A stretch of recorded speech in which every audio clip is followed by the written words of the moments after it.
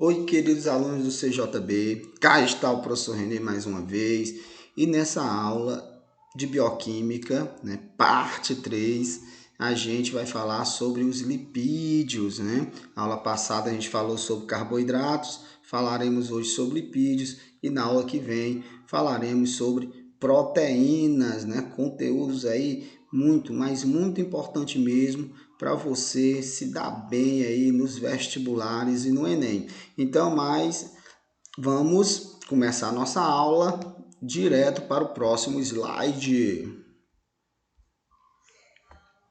Então, pessoal, os lipídios. Os lipídios, galera, corresponde a um grupo bastante diversificado, ou seja, nós temos vários tipos de lipídios, Inclusive, o que eles têm em comum é que todos eles são insolúveis em água, ou seja, todos os lipídios são hidroágua, phobos, aversão, que tem aversão à água, diferentemente do açúcar, que é a sacarose, que é um disacarídeo, portanto, açúcar comum, um açúcar de adição lá, que a gente coloca no suco e tudo mais. Diferente do sal de cozinha, o cloreto de sódio, essas substâncias elas são solúveis em água. Por isso que a gente diz que essas substâncias são hidrofílicas, têm afinidade com a água. Mas o lipídio é o contrário, ela é hidrofóbica, ela tem aversão à água. Então, é um grupo bastante diversificado, todos são hidrofóbicos, entenda, todos têm aversão à água, formam misturas heterogêneas com a água, não é isso? Veja só, professor, e quais são os tipos de lipídios que a gente vai estudar? Nós temos 5 tipos de lipídios para a gente explorar nessa aula, que são os triglicerídeos, os fosfolipídios, as ceras ou cerídeos, os esteróides e os carotenoides. Vamos estudar rigorosamente nessa ordem. Então, já no próximo slide, eu vou falar para vocês sobre os triglicerídeos. E aí vamos para os fosfolipídios. E assim, sucessivamente, até que em um bom momento, lá no finalzinho da aula, a gente vai falar de carotenoides. Deus quiser, vai ser nessa sequência aí, viu? Vamos lá. Então, próximo slide, triglicerídeos.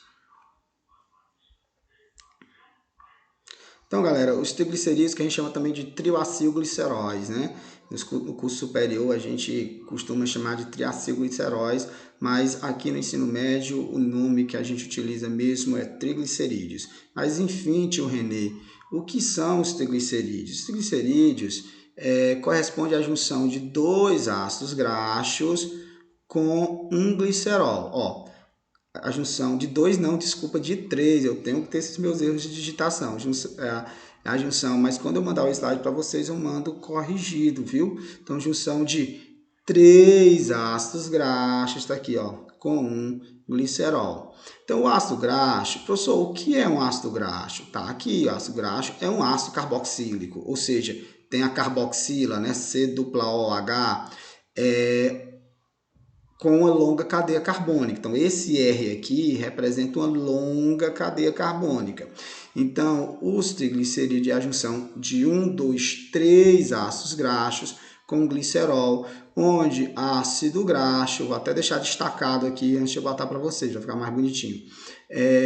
Onde ácido graxo nada mais é do que um ácido carboxílico, entenda, tem a carboxila, a carbonila, C-OH, ligada a uma longa cadeia carbônica. Então, esse R representa uma longa cadeia carbônica. Além de 3 ácidos graxos, eu tenho um glicerol. O glicerol é um poliálcool, como você vê lá em química orgânica. É o propanotriol, tem 3 hidroxilas, que é a carboxila, 3 hidroxilas. Então, veja, um ácido graxo se liga com o glicerol. Aí, o ácido graxo entra com o hidrogênio e o glicerol entra com a hidroxila. 2 hidrogênios, portanto, e um oxigênio e forma-se água. E aí liga aqui, Então, o primeiro ácido graxo se ligou ao glicerol e ficou desse jeito aqui, ok?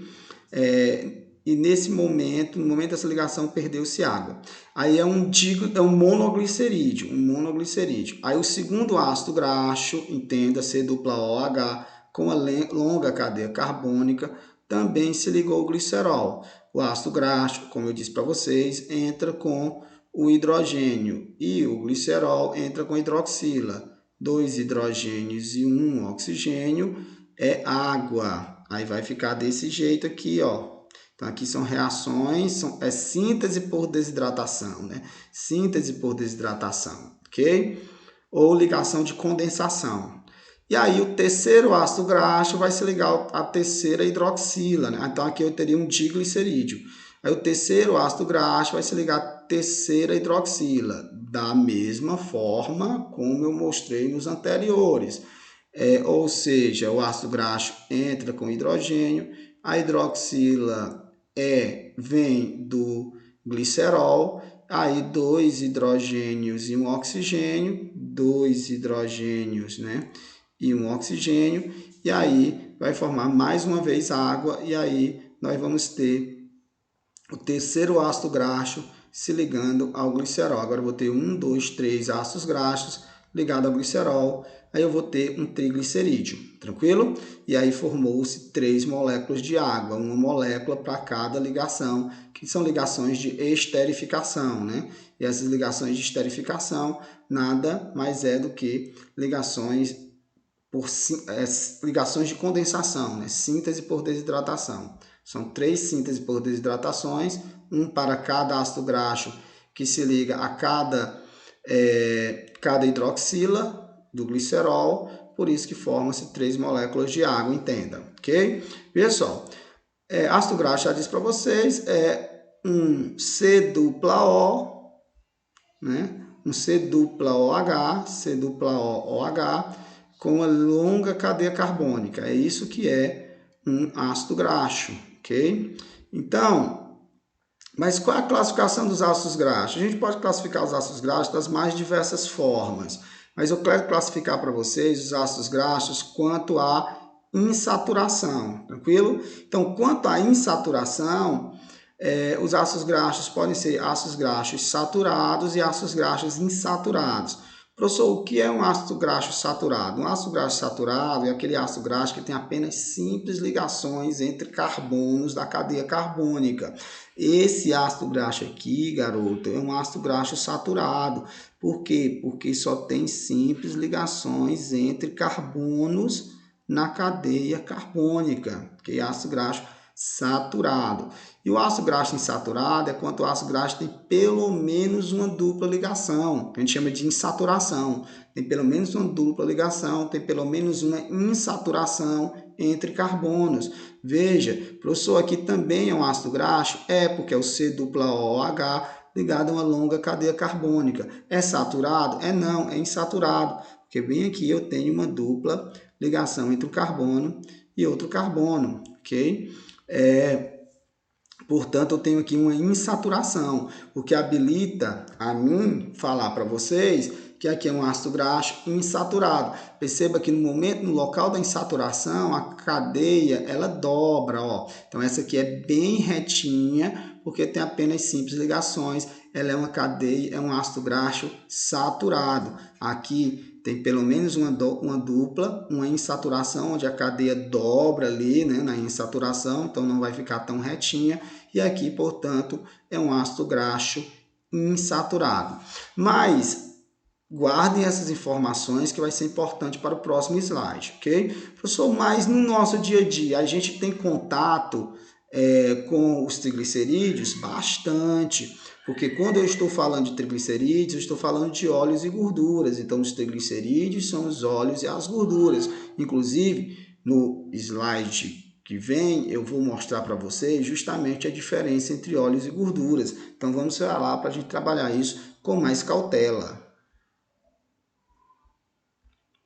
Então, pessoal, diferenças entre óleos e gorduras. Eu costumo dizer que tem uma diferença física, uma diferença biológica e uma diferença química entre óleos e gorduras. Vamos ver como eu estou falando a verdade?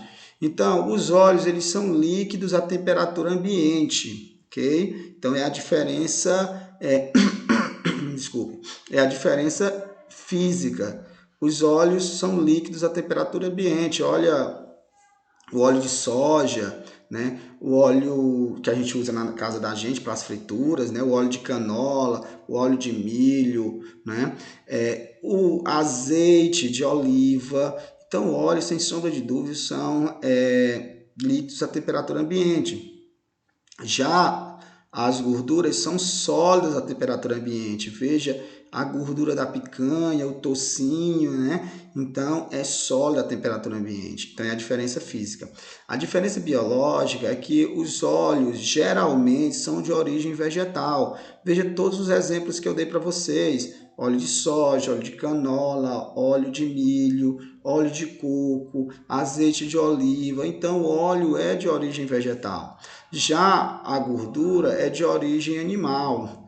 Olha os exemplos que eu dei, a gordura da picanha, o toucinho, o bacon. Então, a gordura é de origem animal, ok? Professor, tem exceção? Tem. A gente tem o óleo de fígado de bacalhau, né? Um óleo que é de origem animal, mas em via de regra, óleo é coisa de vegetal e gordura é coisa de animal, ok? E nós temos a diferença química, porque os óleos são formados por ácidos graxos insaturados. Não tem aqueles ácidos graxos que eu disse para vocês que tem uma dupla ligação, que faz até a dobrinha por conta da dupla, lá no local da insaturação. São aqueles ácidos graxos insaturados que formam os óleos. Já as gorduras são formadas de ácidos graxos saturados, só tem simples ligações. E por ter só simples ligação, ela é mais retinho a cadeia. Então ela consegue ficar mais compacta. Por isso que tem um aspecto sólido. Já os óleos, como os ácidos graxos são insaturados e formam aquela dobrinha, né? Lá na insaturação, eles ficam menos compactos, eles ficam menos densos, portanto, por isso que tem um aspecto mais fluido. Okay? Essa é a explicação. Professor, mas a gordura tem funções em nós animais, porque quando a gente pensa em gordura, a gente pensa em animal. Verdade, a gordura é coisa de nós animais, eu falei há pouco para vocês. E na gente, a gordura serve para quê? A gordura tem várias funções na gente. Vou citar algumas aqui. Ela é reserva de energia, né? Nossa verdadeira reserva de energia é a gordura, né? A gente armazena glicogênio, armazena, mas é muito pouco. 400 e poucos gramas no fígado e nas fibras musculares estriadas, né? Mas é muito pouco, acaba rápido. Nossa verdadeira reserva de energia é a gordura que a gente tem sob a pele. Então, na minha pele, eu tenho a epiderme, a derme e logo abaixo da derme eu tenho a hipoderme ou tela subcutânea, que é uma camada de gordura que eu tenho sobre a pele. Então, essa camada de gordura que eu tenho sobre a pele é reserva de energia, ok? Vê só, mas essa gordura sob a pele, além de reserva de energia, ela também só serve como isolamento térmico, né? Não é para nós que vivemos aqui no Nordeste, obviamente que não. Mas, por exemplo, para os esquimós que vivem ali no ciclo polar ártico, né, onde o ambiente é muito frio, a camada de gordura, né, sobre a pele dos esquimós é bem grossa. E isso é uma adaptação dos esquimós para viver num ambiente tão frio como lá no ciclo polar ártico, lá no Polo Norte. Outro exemplo, nós temos o urso polar também, que tem uma camada de gordura bem grossa sobre a pele, né? Então essa camada de gordura bem grossa nesses animais de ambientes frios é justamente para a função de isolamento térmico, né? E também proteção contra choques mecânicos. A gordura sobre a pele tem essa função de proteção contra choques mecânicos, contra pancada, onde? Na palma da mão, na planta dos pés. Perceba que se você der um murro na parede com a mão fechada, com o punho, dói que só, né? Aqui. Mas se você dá um tapa na parede, já não dói tanto, porque eu tenho esse tapete de gordura que serve como proteção contra choques mecânicos. A planta dos pés do mesmo jeito. Imagine se a gente andasse sobre os ossos, doeria muito. Então a gente tem um tapete de gordura que é a planta dos pés, lá na planta dos pés, que faz com que a gente possa andar e não tenha esse incômodo, né? Então, se a gente não tivesse esse tapete de gordura, é como se a gente... É a mesma sensação de a gente andar de joelhos, né? Não dói que só, pronto. Se não tivesse esse tapete, seria da mesma forma. Essa gordura com função de proteção contra choques mecânicos, também o glúteo, né? Então a gente senta, a gente tem um tapetinho de gordura, né, que a gente possa sentar. Se nós não tivéssemos esse tapete de gordura, sentaríamos sobre o cóccix, né? O cóccix, que é ali a 4 vértebras fundidas, né? Ali no final do sacro. Seria um incômodo horrível, né? Certo que algumas pessoas nascem sem esse tapete, que são os glúteos, né? Mas enfim, isso fica para a gente conversar em outra ocasião. Vamos agora, superando essa parte de triglicerídeos, vamos falar de fosfolipídios. Então, galera, o que é que eu posso falar para vocês sobre os fosfolipídios? Corresponde a triglicerídeo modificado. Sim, corresponde a um triglicerídeo modificado. Por que um triglicerídeo modificado?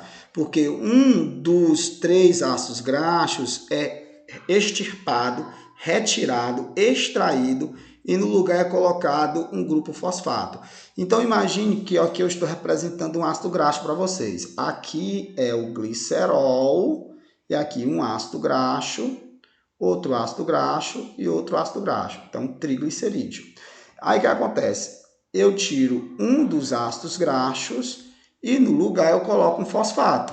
Aí agora eu vou ter um fosfolipídio. Então é um triglicerídeo modificado, porque eu tirei um dos ácidos graxos. Então não vai ser mais triglicerídeo, né? E no local desse ácido graxo eu coloco um fosfato. Então eu vou ter um fosfato com glicerol e 2 ácidos graxos. Beleza? Então, olha, a gente pode até representar esquematicamente, acho até bonito, ó. Aqui é o glicerol, tá vendo? Então aqui é um ácido graxo, aqui é outro ácido graxo. O terceiro ácido graxo foi-se embora. E no seu local, né, em substituição a ele, eu coloquei um fosfato, beleza? E aí, eu posso, inclusive, representar esquematicamente o fosfolipídio desse jeito, com uma bolinha e 2 rabinhos, mas eu falo já disso. Então, quais são as características do fosfolipídio? É uma molécula anfipática ou anfifílica. Anfi significa duplo, anfíbios, por exemplo, né? Anfi, duplo, biovida. Anfíbios são animais que têm vida dupla. Parte na água, parte na terra. Tranquilo? Veja só, garganta seca, mas vai dar certo. Olha, então, moléculas anfipáticas quer dizer que é uma molécula que tem uma dupla solubilidade, ok? Tem uma porção dela que é solúvel em água, ou seja, tem uma porção dela que é hidrofílica, que é a porção que está sob influência do fosfato, e tem uma porção hidrofóbica, ou seja, que é insolúvel em água, que tem aversão à água, que é a porção dos ácidos graxos. Por isso que a gente diz que ela tem dupla solubilidade. Então, olha, a região sob influência do fosfato, que é a bolinha, né, é a região hidrofílica, entenda, a região que tem a afinidade com a água. Já a região dos ácidos graxos é a região hidrofóbica, entenda que tem aversão à água. Engraçado que então a gente pode representar esquematicamente os fosfolipídios por uma bolinha e 2 rabinhos. Perceba que em via de regra, geralmente, não sempre, mas geralmente os rabinhos, os 2 rabinhos é assim, um reto e outro curvinho. Esse reto porque é um ácido graxo saturado. E esse curvadozinho é porque aqui tem uma insaturação, portanto, um ácido graxo insaturado. Geralmente é um ácido graxo saturado e um ácido graxo insaturado. Interessante é que outra característica dos fosfolipídios é porque por essa dupla solubilidade, por essa anfipatia, quando em água, eles se organizam em bicamada, né? Então, organiza-se em dupla camada quando em ambiente aquoso, ok? Na verdade, a bem da verdade é o seguinte, eles podem se organizar em bicamada, mas eles podem formar também micelas, ok? Micelas. Micelas seria assim, ó, os fosfatos todos voltados para fora Por que os fosfatos ficam voltados para fora? Porque é hidrofílico, né? Em ambiente aquoso, eles formam micelas ou formam bicamadas. As micelas seriam eles aglomerados com todos os fosfatos para fora. Por que os fosfatos para fora? Porque a parte hidrofílica, que tem afinidade com a água. E os ácidos graxos para dentro. Por que o ácido graxo para dentro? Porque fica em contato um com o outro e o mais distante da água possível. Mas a forma que eu quero mostrar para vocês, que é muito importante, é os fosfolipídios se organizando em bicamada. Então, no ambiente aquoso, ou seja, na água, entenda, eles se organizam em bicamada também, ou em micelas ou em bicamadas. E quando eles se organizam em bicamadas, é a mesma lógica das micelas. Eles ficam com o fosfato, eles ficam assim, ou seja, os fosfolipídios em ambiente aquoso, eles se organizam em micelas, essas bolinhas assim, ó, essas esferas, onde os fosfatos ficam todos voltados para fora e os rabinhos, que são os ácidos graxos, todos voltados para dentro. Os fosfatos ficam para fora porque são hidrofílicos e os rabinhos, os ácidos graxos são hidrofóbicos e ficam todos voltados para dentro, em contato um com o outro, o mais distante da água possível. Mas, além dessa organização em micelas, eles se organizam também em bicamada. E eu reforço essa organização em bicamada que eu quero que vocês prestem atenção. Professor, eles se organizam em bicamada por quê? Pelo mesmo motivo. Quando eles se organizam em bicamada, eles ficam com as bolinhas voltadas para fora em contato com a água. Ora, é a região hidrofílica, e fica com os rabinhos para dentro, o mais distante da água possível, ou seja, região hidrofóbica, em contato um com o outro.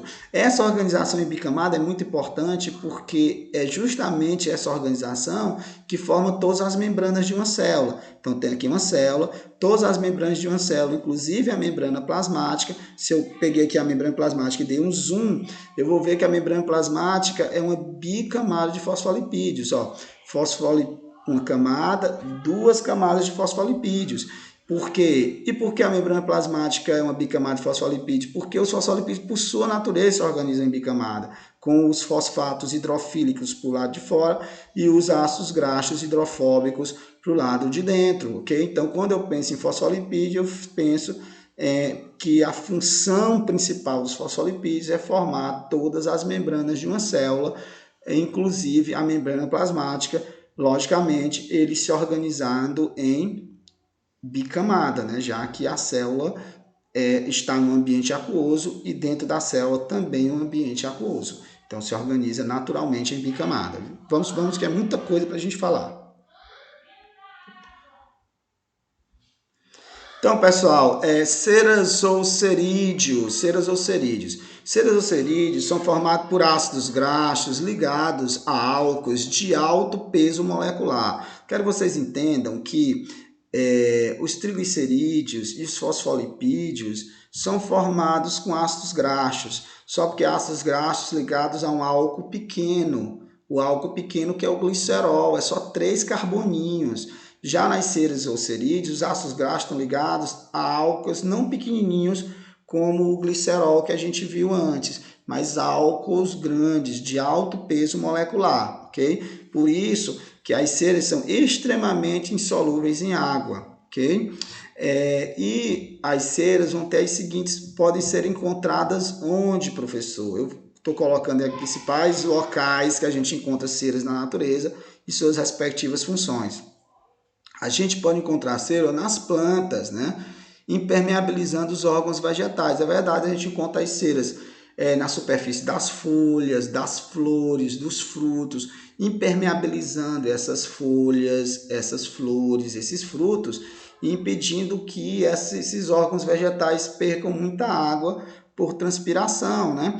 A gente pega um fruto, o fruto é bem enceradinho. Pegue uma manga, por exemplo, para você ver, e as folhas também são enceradas, para não perder muita água por transpiração, principalmente as folhas aqui do Nordeste, né? Do semiárido, da Caatinga, porque elas vão ter uma camada de cera bem espessa, né? Uma cutícula, a gente chama de cutícula, né? Uma camada de cera bem espessa, porque aqui a gente é um ambiente seco, né? É pobre em água, então elas têm que ter uma camada de cera bem espessa sobre a folha, né? Para economizar, para perder muito pouca água, para economizar água, já que a água aqui é algo muito raro, né?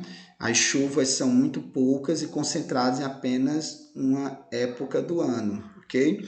Então, mas as ceras também são encontradas nas abelhas, e as abelhas utilizam essa cera para confeccionar sua colmeia. Aqui nas plantas, inclusive na nossa região, a gente tem a carnaúba, e a folha da carnaúba, ela tem uma camada de cera bem espessa, para não secar exposta ao sol aqui do Nordeste.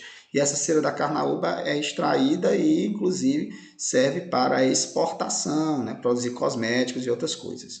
Então, as abelhas produzem cera e utilizam a cera para confeccionar suas colmeias, né? E as ceras também são encontradas nas orelhas dos animais. E tem função antisséptica, tem função microbicida. Então, a gente tem que ter cera na orelha e tem que mantê-la ali. Não é para a gente passar o cotonete e limpar toda a orelha, não. É para deixar ali cera, né? Mas lógico também que não é para deixar a cera escorrer, né? Então, a gente costuma dizer que a gente tira o que consegue tirar com a ponta do dedo mindinho ou com a ponta da toalha, né? Então, porque a cera tem a função microbicida para evitar que a gente tenha uma otite, né? Uma inflamação da orelha, né? Então, vamos continuar então superando cera, vamos para carotenoides. Então, os carotenoides, o que são carotenoides? Carotenoides são pigmentos. Entenda, pigmentos, coisa que dá cor, né? Nós temos pigmentos proteicos. A hemoglobina do sangue é um pigmento proteico. A clorofila é um pigmento proteico, um de cor vermelha e outro de cor verde. Mas eu não estou falando de pigmentos proteicos, estou falando de pigmentos lipídicos, que são os carotenoides. Então, os carotenoides são pigmentos, entenda, da cor, né? Lipídicos. E aí, nós temos dois tipos de carotenoides. Nós temos os carotenos e as xantofilas. Os carotenos são os carotenoides de cor mais amarelada, ou desculpa, os carotenos são os carotenoides de cor mais alaranjada e avermelhada, né? De cor mais alaranjada, avermelhada, ok? E as xantofilas são os carotenoides de cor mais amarelada, ok? Então, carotenos de cor mais avermelhada e alaranjada, né?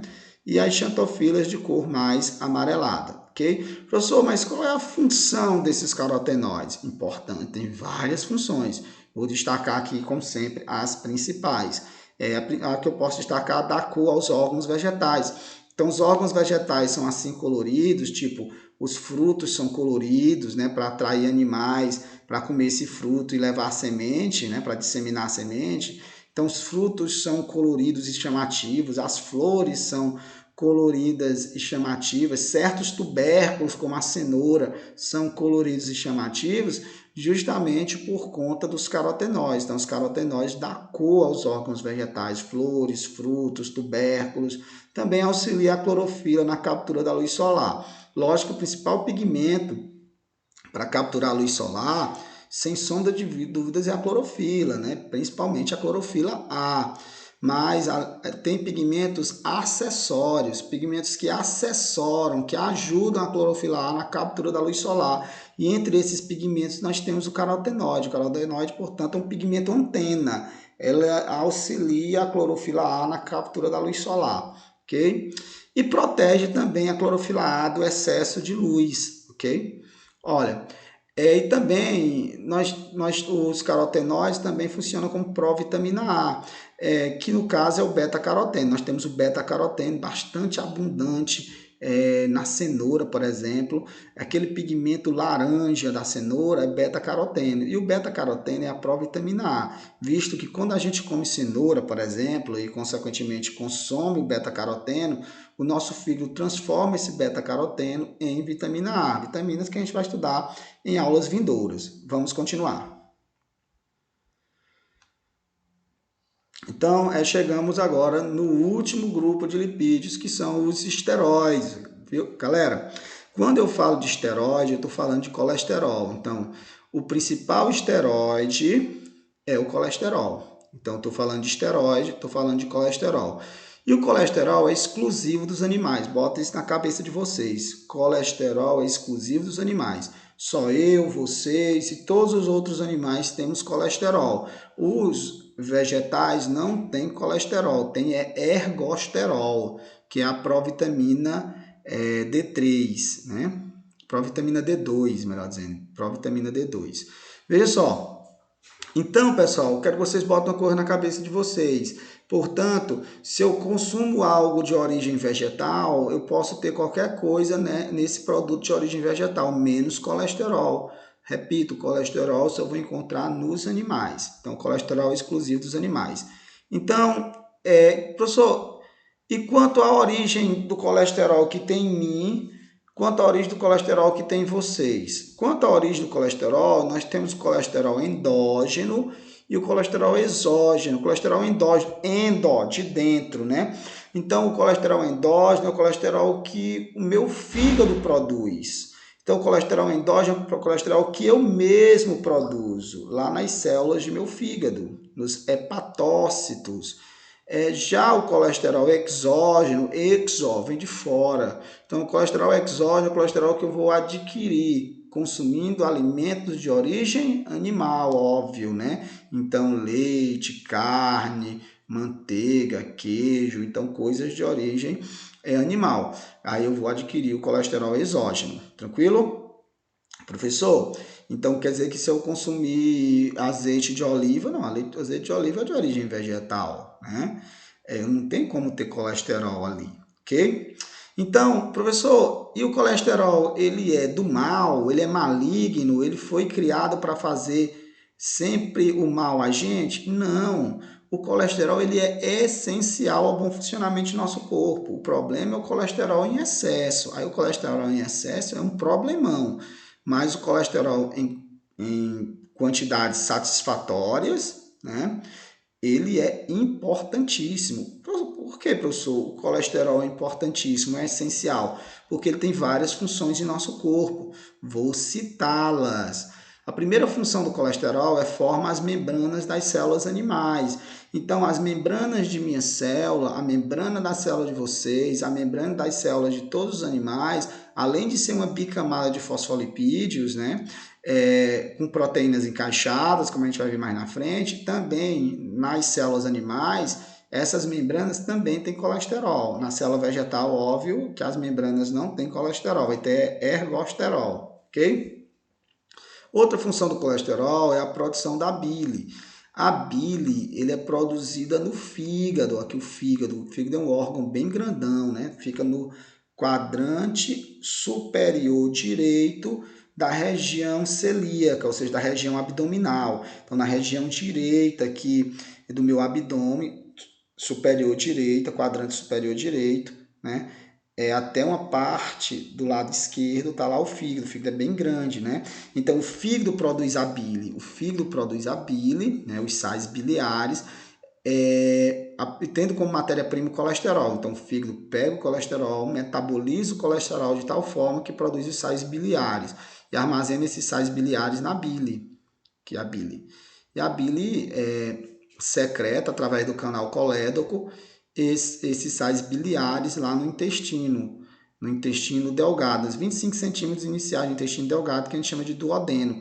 E a bile é muito importante porque ela tem função emulsificante, função detergente, ela torna a gordura solúvel em água para permitir que as enzimas digestórias, né, as lipases pancreáticas, façam a digestão desse lipídio dessa gordura que a gente come. Então é muito importante, a gente vai falar isso melhor lá em sistema digestório, lá mais na frente, ok? Então, o que eu quero que vocês saibam por enquanto, que eu preciso de colesterol para formar as membranas de minhas células, preciso de colesterol para produzir a bile lá no fígado, para depois ser armazenado na vesícula biliar, para depois ser secretada no duodeno, né, lá no intestino delgado. Eu preciso de colesterol também para a produção dos hormônios sexuais. Sim, os hormônios sexuais, as células dos meus testículos, né, que é a gônada masculina, entenda, a glândula sexual masculina, né, que a gente chama de células intersticiais, para elas produzirem testosterona, elas precisam ter colesterol como matéria-prima. Lá nas mulheres são os ovários. Lá nos ovários nós temos as células foliculares, e as células foliculares produzem estrógeno e progesterona, que são os hormônios sexuais femininos, né? A progesterona, que é o principal responsável pela manutenção da gravidez, e o estrógeno, que é responsável pelas características sexuais secundárias da mulher. Então, para as células foliculares do ovário produzirem estrógeno e produzirem progesterona, precisa também ter colesterol como matéria-prima, ok? Beleza? Então, por isso que esses hormônios sexuais, masculino e feminino, né, testosterona, que determina as características sexuais primárias, as características sexuais secundárias do homem, né, e a progesterona e o estrógeno, que controla o ciclo menstrual, mantém a gravidez e determina as características sexuais secundárias da mulher, esses hormônios são chamados de hormônios esteroides. São chamados de hormônios esteroides porque eles são derivados do colesterol, e o colesterol é um esteroide. E o colesterol, para não me alongar bastante, que já estou me alongando, o colesterol também é o precursor da vitamina D. A gente tem um tipo de colesterol produzido no nosso fígado, que uma vez ele produzido, ele vai para a pele. E sob influência dos raios solares, ele se transforma em vitamina D. Então, nós temos um tipo de colesterol que é a provitamina D, visto que na pele ele se transforma em vitamina D. Então, ó, na pele se transformando em vitamina D, aqui tem os ovários, né? E poderia ter os testículos também, produção dos hormônios sexuais, a bile, né? A vesícula biliar, né, onde a bile é produzida, e aqui a membrana que precisa de colesterol também. Vamos para o nosso último slide, galera. Eu me empolguei e falei de muita coisa, mas a aula está sendo importante.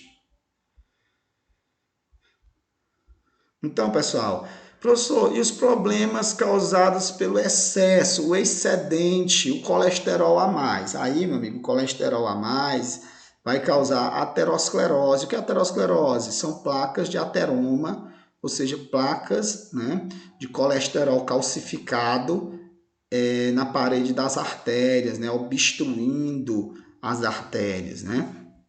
Então, e também o excesso de colesterol pode levar a um infarto miocárdio. Quando essas placas de ateroma, quando essa aterosclerose acontece, por exemplo, no ramo da artéria coronária. Então, nós temos a artéria coronária, que é a artéria que nutre o miocárdio, o músculo do coração.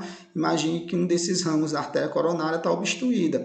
Aí acaba que não vai levar oxigênio, não vai chegar nutrientes nessa região do miocárdio, e essa região do miocárdio vai necrosar, vai morrer. Aí você vai ter um infarto, né? E aí você, inclusive, pode morrer desse infarto, né? O AVC, quando essas placas de ateroma acontecem em arteríolas lá do cérebro, levando à morte, né, de neurônios, e aí você vai ter sequelas, dependendo da região do cérebro, onde esse AVC isquêmico, ou esse AVC hemorrágico, AVC isquêmico é porque o sangue não chega até os neurônios, por isso que morre, e hemorrágico porque está tão obstruído que a arteríola se rompe, né? E aí, ou seja, tem uma hemorragia. A sequela depende dos neurônios que morreram e da região do cérebro que foi atingido. Aneurisma cerebral, aneurisma em si, é quando as placas de ateroma, ou até mesmo um trombo é um coágulo, né? Obstrui uma artéria grande, né? Como, por exemplo, a artéria carótida, né, que vai levar sangue para todo o cérebro. Então, quando as placas de ateroma obstruem ou um trombo, né, porque quando essas placas de ateroma estão ali nos vasos sanguíneos, eles causam inflamação dos vasos sanguíneos. Essa inflamação causa um trombo, produz um trombo, que é um coágulo. Esse coágulo pode ficar circulando no sangue, né? E esse coágulo, esse trombo, pode causar um aneurisma se for numa artéria, né? Ali uma artéria, por exemplo, artéria aorta, ou na artéria carótida, que vai levar sangue para todo o encéfalo, né? Mas também se esse trombo obstruir uma veia geralmente dos membros, né? Aí vai ter uma trombose venosa, ok? Esses detalhes a gente vai ver lá em sistema circulatório. Quero só que vocês saibam que excesso de colesterol causa todos esses problemas todos esses problemas cardiovasculares. Então, a aula fica muito extensa. Professor, e as lipoproteínas que transportam o colesterol? O colesterol ele é transportado pelo plasma sanguíneo. E o plasma sanguíneo é 92% água. Todavia, o colesterol é insolúvel em água. O colesterol é insolúvel em água. Então, como é que o colesterol vai ser transportado pelo plasma? Se o plasma é basicamente água, e o colesterol é lipídio e lipídio é insolúvel em água. Por isso que o colesterol tem que ser carreado por lipoproteínas. Aí nós temos duas lipoproteínas que transportam o colesterol, duas principais, né? Tem outras, mas tem duas principais lipoproteínas que transportam o colesterol lá no sangue, que é o LDL e o HDL. O LDL é o low density lipoprotein, quase não sai, low density lipoprotein, ou seja, lipoproteína de baixa densidade. O LDL, que é chamado de colesterol ruim, ó, tá aqui, ó, colesterol ruim, mas ele não é um colesterol, né? Apesar de chamar de colesterol ruim, ele não é um colesterol, ele é uma lipoproteína que transporta o colesterol, visto que o colesterol é insolúvel em água, e o plasma é água. Mas por que ele é chamado de ruim? Porque ele transporta o colesterol do fígado para as artérias, né, para os tecidos. Então, quer dizer que quanto mais LDL você tiver, mais colesterol vai estar saindo do seu fígado rumo às artérias. Então, mais colesterol circulante você vai ter. Então, maior a chance de você ter essas placas de ateroma. Por isso que o LDL, a lipoproteína de baixa densidade, low density lipoprotein, é assim chamado de colesterol ruim, porque quanto mais você tiver LDL, mais colesterol vai ser dispensado do fígado para as artérias, mais colesterol circulante, maior a chance desses problemas cardiovasculares. Professor, o que fazer para ter LDL elevado, colesterol ruim elevado? Então, quais fatores favorecem o seu aumento? O consumo de gordura saturada, ou seja, o consumo de gordura animal, né? A gordura da picanha, por exemplo, enfim. O estresse, né?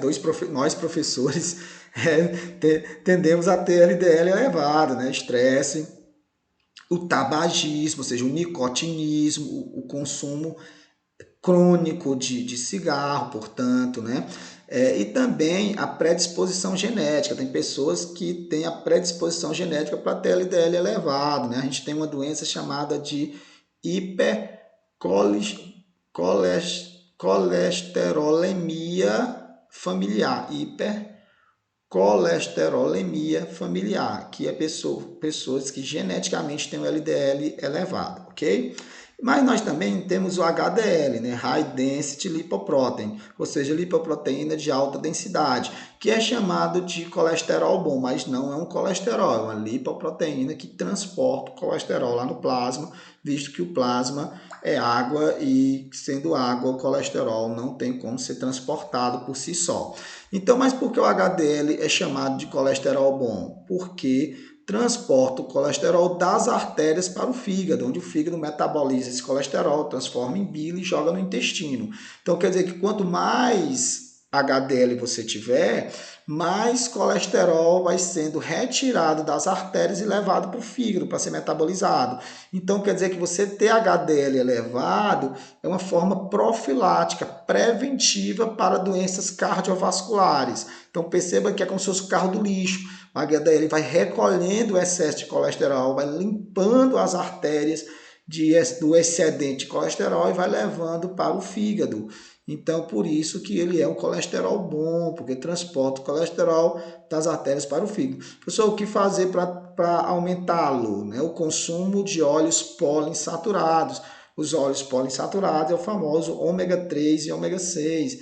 Ômega 3 também chamado de óleos essenciais, né? O ômega 3 que é encontrado principalmente nos peixes, e principalmente nos peixes de água fria, né? Como salmão, e o ômega 6 que é encontrado na linhaça, por exemplo, né? No óleo de canola. Então, pessoal, é isso. A aula ficou um pouco extensa. Na próxima aula a gente vai falar de proteínas, e até nosso próximo encontro!